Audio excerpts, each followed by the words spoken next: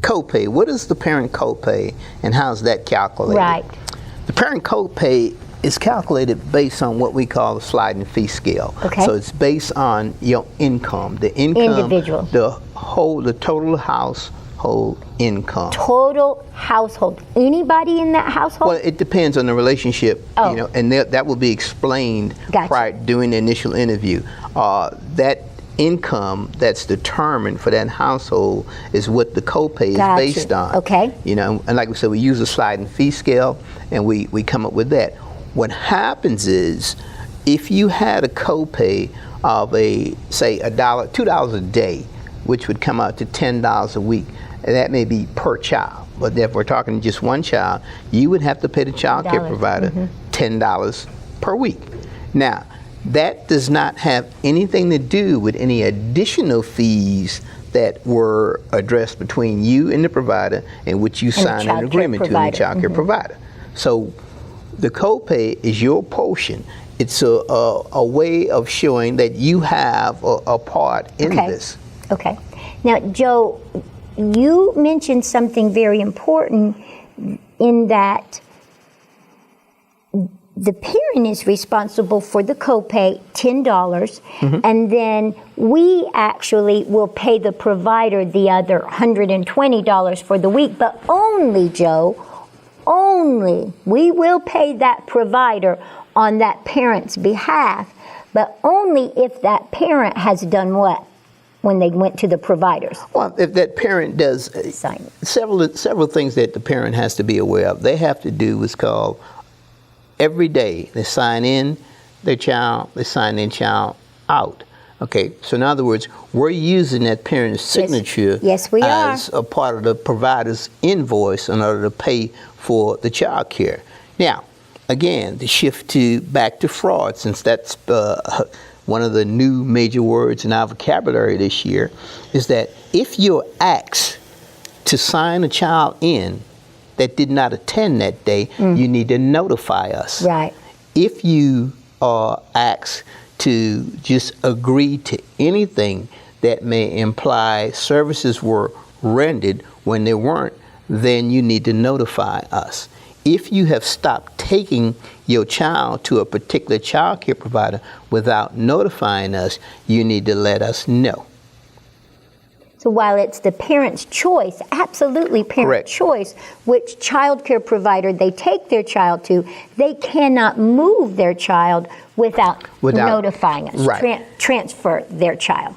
So in that situation, Joe, where they have been asked, and we've had this situation where a child was with mama for the school year, was going to stay with daddy during the summer, but may have been asked by the provider, well, just sign them in ahead of time and sign them out, and then I won't make you pay your copay. So we'll have this agreement between us.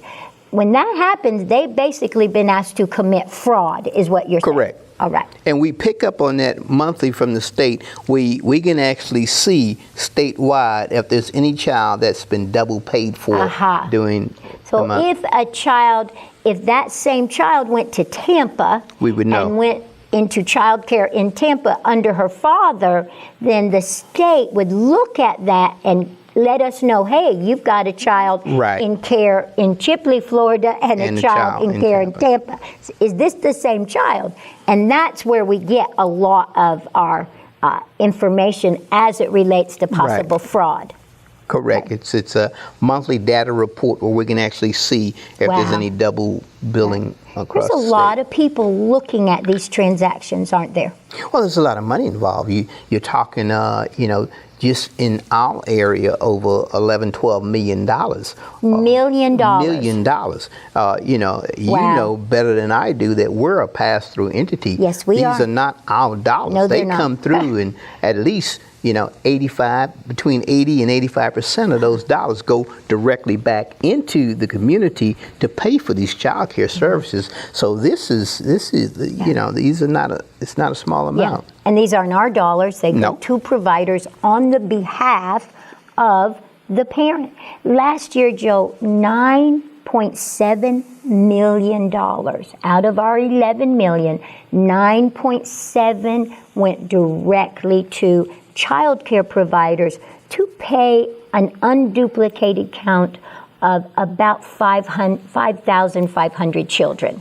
So this, just because you think as a parent you're the only one in this position, you're not.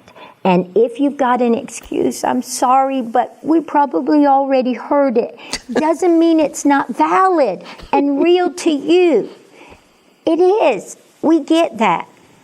But you have to understand, if you want to continue in these and receive these services, you have to understand that the responsibility for these services is directly on you. We basically are doing your paperwork. We basically are paying your bill for childcare. Anything else, we are not in the mix and we cannot help you. And in many situations, because we do document that you came in and we document your facts, that means we have evidence that can be used against you should you choose, on purpose or not, to go against this contract, terms and conditions, your responsibilities. So please, listen again, play this little clip over if you need to.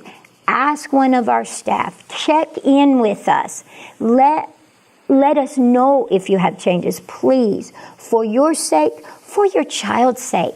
If you did not hear me say that moving them or getting in childcare and dropping out and getting in childcare and dropping out and getting in childcare and dropping out, while that may be a condition of your life right now, you've got to know, someone must tell you that it is changing your child's brain, the structure of your child's brain.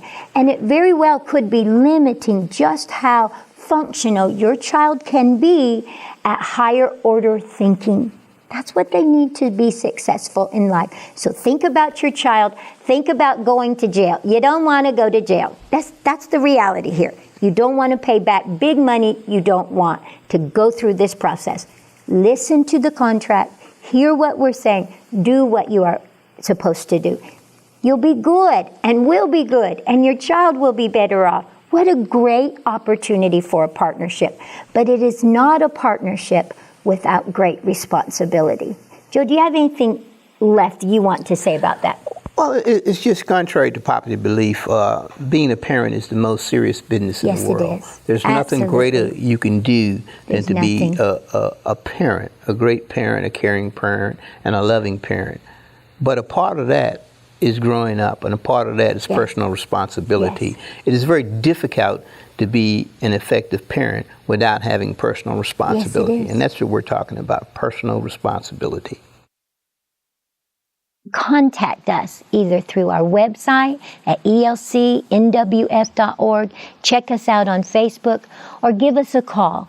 We will be here to support you. Check it out.